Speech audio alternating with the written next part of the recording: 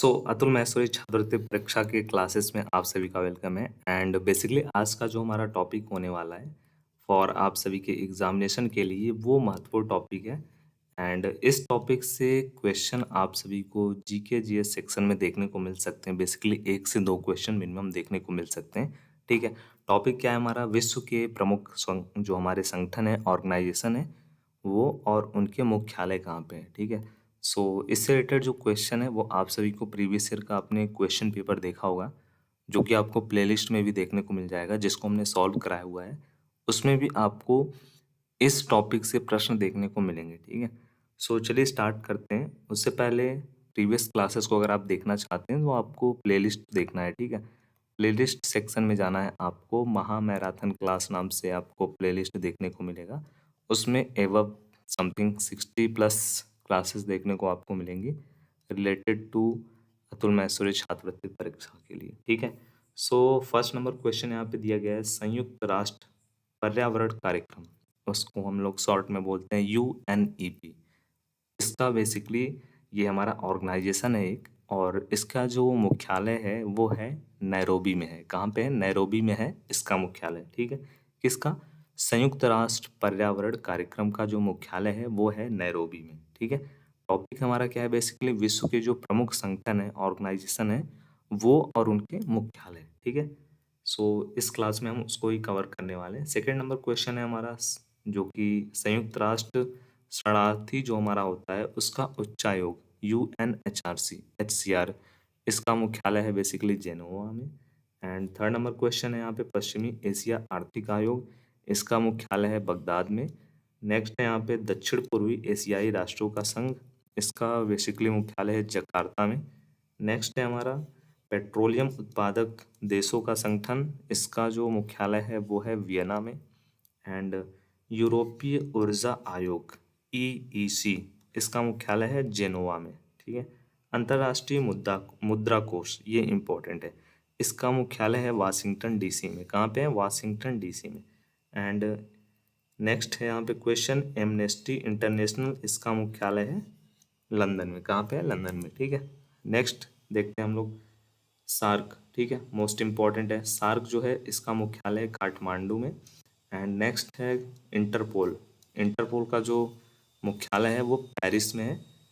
विश्व व्यापार संगठन WTO, इसका मुख्यालय जेनोवा में है, ये भी मोस्ट इम्पॉर्टेंट है।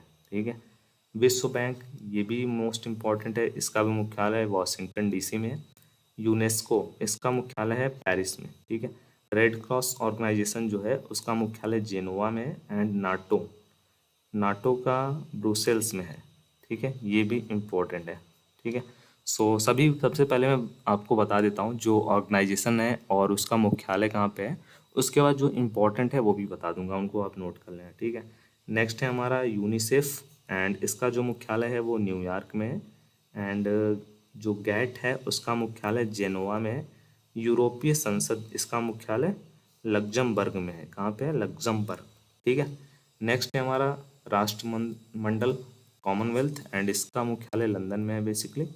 European space research organisation ISRO, इसका मुख्यालय बेसिकली पेरिस में है। संयुक्त राष्ट्र व्यापार एवं विकास सम्मेलन UNCTAD, इस ऑर्गेनाइजेशन का मुख्यालय जेनोवा में है। विश्व वन्य जीवन जीव संरक्षण कोष WWF, इसका मुख्यालय बेसिकली स्विट्जरलैंड में है।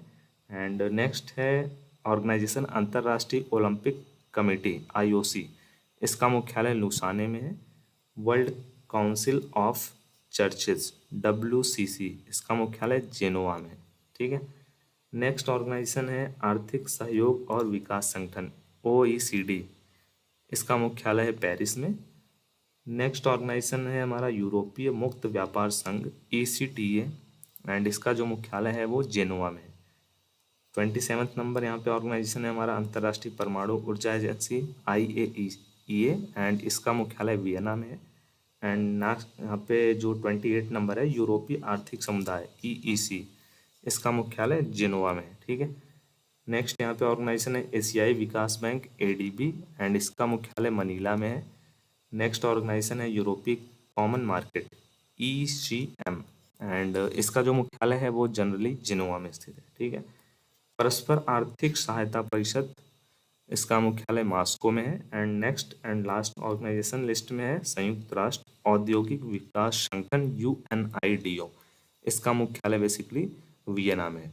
ठीक है, सो ये तो सबसे पहले आप सभी को मैंने बता दिए हैं जो अंतर्राष्ट्रीय राष्ट्रीय ऑर्गेनाइजेशन है, उनका लिस्ट, उनके प्लेस, उसका नाम क्या है और उसका मुख्यालय कहाँ पे है। ठीक है, मेन जो ऑर्गेनाइजेशन है, यहाँ पे मैंने इस साइड में आपको जो बताया है ये सभी क्या है, ये सभी ऑर्गेनाइजेशन के नेम है।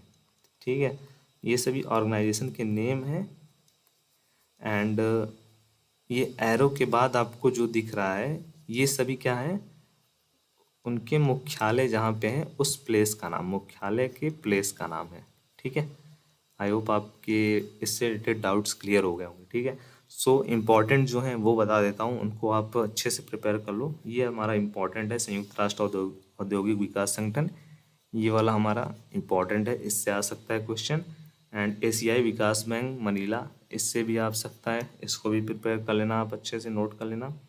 फिर उसके बाद अगर हम इधर बात करते हैं तो यूरोपियन स्पेस रिसर्च ऑर्गेनाइजेशन, इसको भी हम लोग इम्पोर्टेंट के ही दृष्टिकोण से देखेंगे। फिर उसके बाद वन्य जीव संरक्षण, ये भी हमारा इम्पोर्टेंट है। एंड अंतर्राष्ट्रीय ओलंपिक कमेटी, ये भी इम्पोर्टेंट है। ठीक है, वर्ल्ड काउंसिल ऑफ चर्चेज, ये भी इम्पोर्टेंट है, इसको भी आप प्रिपेयर कर लो। आर्थिक सहयोग एवं विकास संगठन, ये भी इम्पोर्टेंट रहने वाला है। ठीक है, यूरोपीय मुक्त व्यापार संगठन, ये भी हमारा इम्पोर्टेंट है, इसको भी आप प्रिपेयर कर लो बेसिकली। अंतर्राष्ट्रीय परमाणु ऊर्जा एजेंसी, ये भी इम्पोर्टेंट है।